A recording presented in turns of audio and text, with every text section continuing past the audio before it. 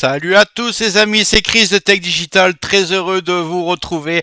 Ton PC est peut-être lent, saturé de fichiers inutiles, mais le vrai problème, c'est surtout tout ce que Windows 11 et les logiciels laissent derrière eux sans jamais te le dire. Cache historique, journaux, traces de navigation, fichiers temporaires. Au fil du temps, ton ordinateur accumule des données inutiles qui prennent de la place, peuvent ralentir le système et surtout exposer ta vie privée.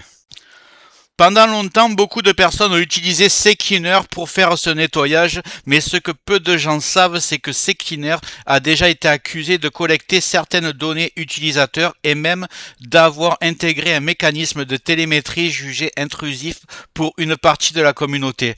Quand on installe un logiciel censé nettoyer et protéger sa vie privée, ça pose forcément un vrai problème de confiance.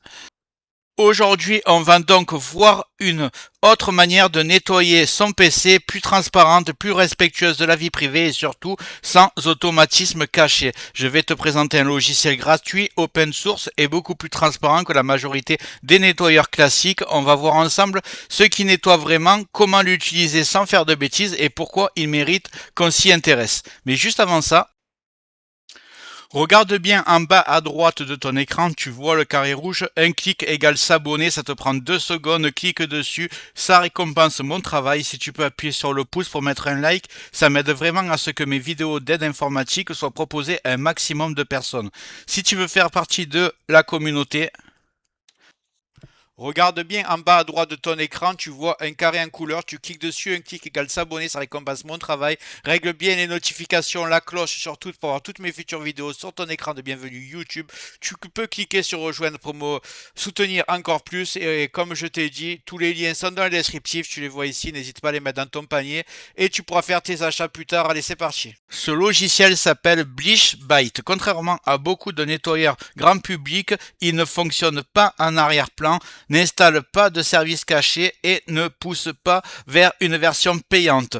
Tout est désactivé par défaut, c'est toi qui choisis précisément ce qui sera nettoyé. Il fonctionne sur Windows, sur Linux, sur macOS et il est souvent utilisé par des utilisateurs avancés mais reste parfaitement accessible même si tu débutes. Point important à comprendre, Bleach Byte n'est pas un outil magique qui booste ton PC à un clic, c'est un logiciel d'entretien et de confidentialité qui fait exactement ce qu'on lui demande, ni plus ni moins. Dans la partie suivante, je vais te montrer l'interface, les options à utiliser sans risque et surtout celles qu'il vaut mieux éviter. On va aller tout de suite le télécharger, j'ouvre le navigateur et je vais taper Bleach E-A-C-H Byte. Ok, je mettrai le lien dans le descriptif, vous inquiétez pas. Donc on va prendre le premier site, il est là. Bleach Byte, c'est celui qui l'a créé. Donc voilà. Alors vous allez voir un truc, c'est que vous allez cliquer sur installation package, vous allez prendre Windows. Et ici vous vous rendez compte que la version exécutable qui va s'installer sur le PC et la version portable. Donc moi je vais prendre la version portable, je vais même pas l'installer.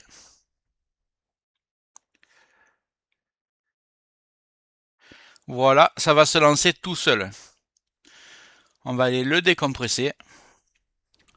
Clic droit, extraire tout. Extraire, ça va arriver dans les téléchargements, juste en dessous.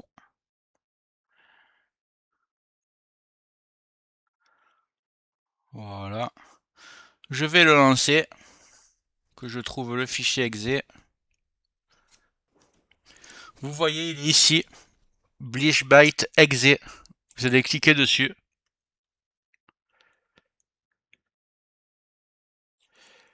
Le logiciel lancé, tu arrives sur une interface volontairement très simple. Sur la gauche, tu as différentes catégories, système, navigateur, application et d'autres éléments liés à Windows. Chaque case correspond à un type précis de nettoyage. Rien ne se lance tout seul, tu gardes le contrôle du début à la fin. Étape essentielle, le bouton aperçu que vous voyez ici, c'est prévisualiser. Avant toute chose, ne clique jamais directement sur nettoyer. Commence toujours par le bouton aperçu, il te permet de voir quels fichiers vont être supprimés, combien d'espace sera libéré. À ce stade, rien n'est effacé, c'est juste une simulation. Moi, ce que je fais toujours, et je te conseille de faire la même chose, tu crées un petit point de restauration, tu vas dans recherche en bas, tu tapes créer, et il te demande créer un point de restauration.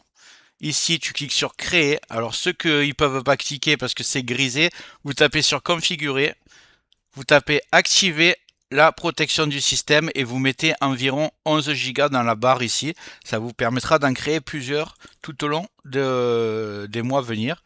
Donc voilà, là je vais mettre créer et par exemple je vais l'appeler Bleach Bit. Vous pouvez mettre si vous voulez la date d'aujourd'hui, c'est comme vous voulez. Voilà, une fois que c'est créé, ça va prendre une minute, même pas, et vous êtes tranquille dans tous les cas. Si vous faites une erreur. Si vous me suivez ce que je vais faire, vous ne ferez pas d'erreur. Donc voilà, le point de restauration est créé. Maintenant, on est tranquille. On retourne sur le logiciel. Ici.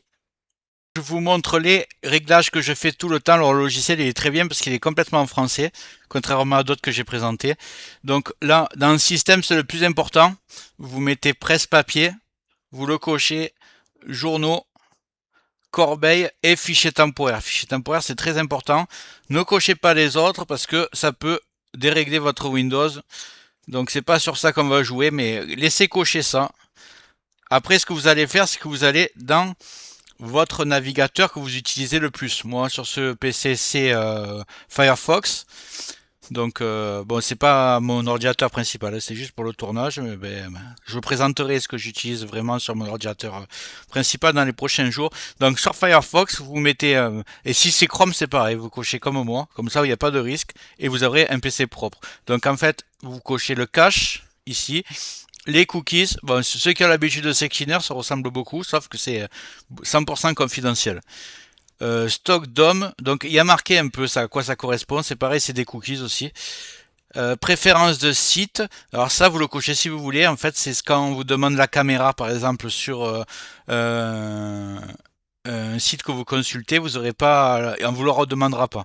Si vous le décochez par exemple, on va vous redemander choisir votre caméra, tout ça, vous le faites si vous voulez en fait.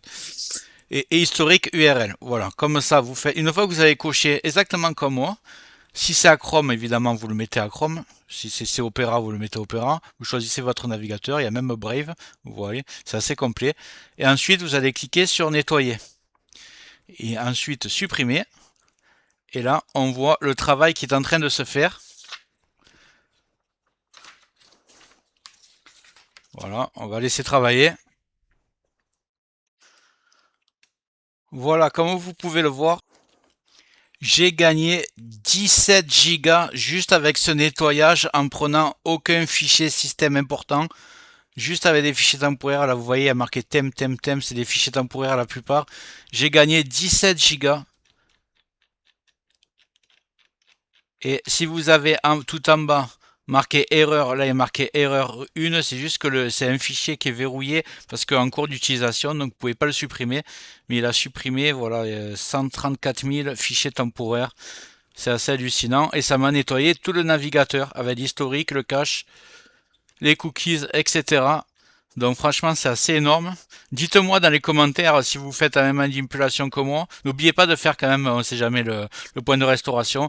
Mais combien vous avez gagné de gigas, je suis très intéressé parce que je trouve que j'ai fait l'installation il n'y a pas longtemps et ça m'a vraiment nettoyé beaucoup de cache. J'ai demandé à ChatGPT, il m'a dit que c'est tout à fait normal sur une nouvelle installation. Donc voilà. Alors, quand est-ce qu'il est utile d'utiliser BleachBit?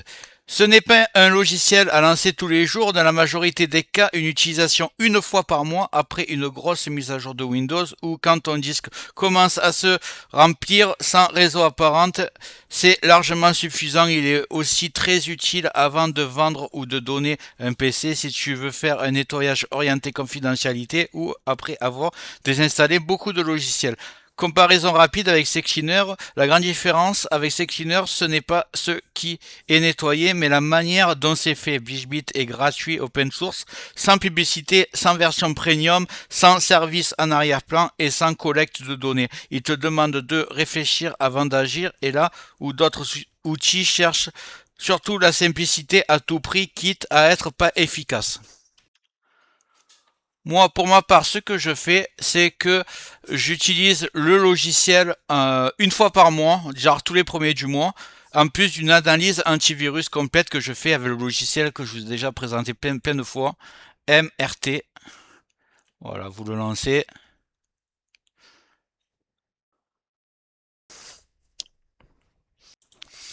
Donc vous voyez, c'est bienvenue sur l'outil de suppression de logiciels malveillants Microsoft Windows.